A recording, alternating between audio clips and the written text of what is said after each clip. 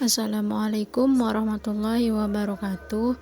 Saya Khaira Al-Hafida, NIM 2101210023. Nah, di sini saya akan menjelaskan tentang konsep database terdistribusi. Nah, langsung saja. Di sini ada arsitektur.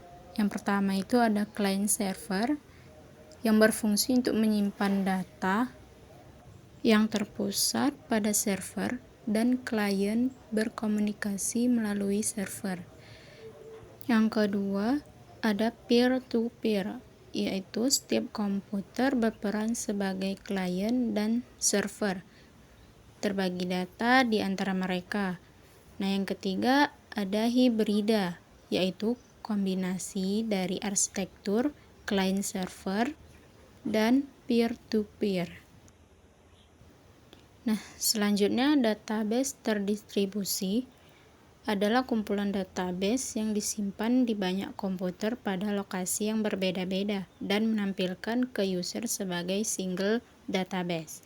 Nah, komputer-komputer tersebut terhubung dengan jaringan dan user dapat mengakses, mengupdate, dan memodifikasi data pada database melalui jaringan. Nah, selanjutnya ada DDBMS, yaitu Distributed DBMS, merupakan suatu peranti lunak yang memungkinkan manajemen database terdistribusi dan membuat proses distribusi itu sendiri menjadi transparan bagi user.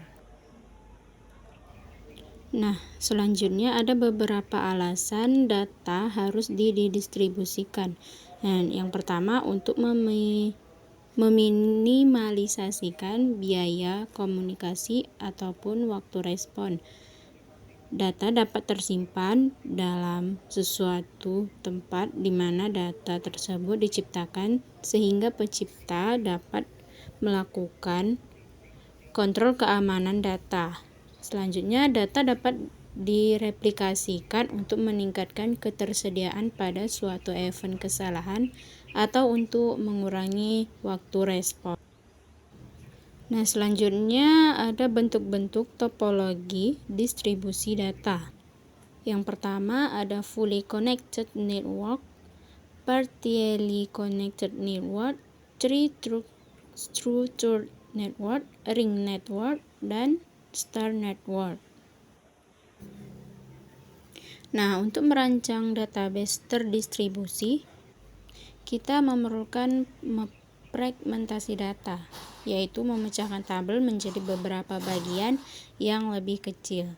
Nah, yang selanjutnya ada replika, yaitu sistem memelihara beberapa salinan dari relasi.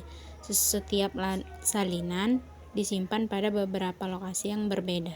Nah, yang terakhir ada alokasi data.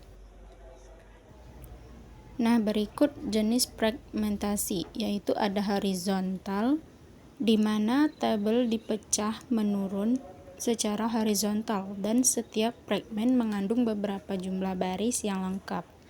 Ada vertikal, di mana tabel dipecah menurun secara vertikal.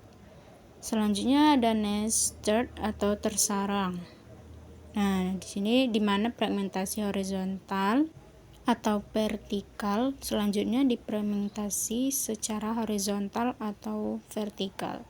Terakhir ada hybrid atau campuran, di mana tabel pertama-tama difragmen secara horizontal atau vertikal, kemudian difragmen lebih lanjut secara vertikal atau horizontal.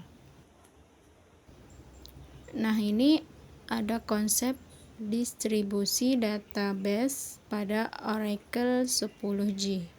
Nah, di situ ada distribusi data, transparansi, types, and distribusi data, and distribusi DBMS. Nah, seperti gambar berikut. Bisa dipahami ya, teman-teman?